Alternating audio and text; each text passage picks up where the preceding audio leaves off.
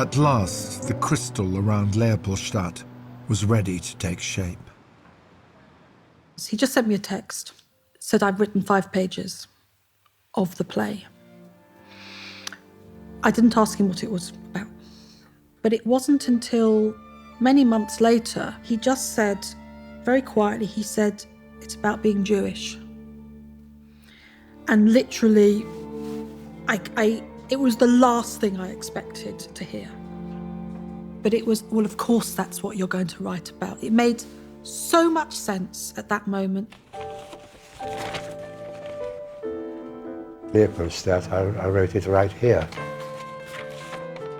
Producer Sonia Friedman, she said I could have no limitation, but as many actors as I'd need, and I rather took advantage of her because we ended up with 26 actors. In August 2021, the play was allowed to reopen.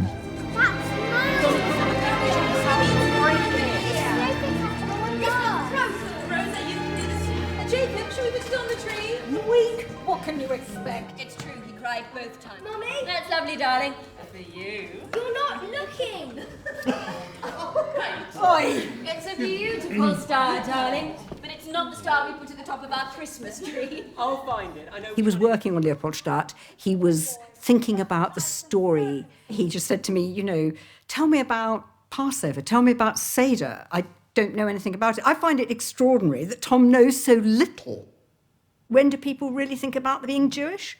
When they're actually getting a bit old and facing their mortality? Come on, Jacob. He chose to set it in Vienna, the Jewish capital of Central Europe, rather than Czechoslovakia. It was the story of all European Jews, from the late 19th century to the Holocaust and beyond. And it was his own story. I felt that in some way I was the boy who had all the luck. Particularly this phrase, the charmed life, was one I got fond of using. Essentially, the message was, this is what happened to your family, and you just swanned along, a different name, different nationality. Wake up.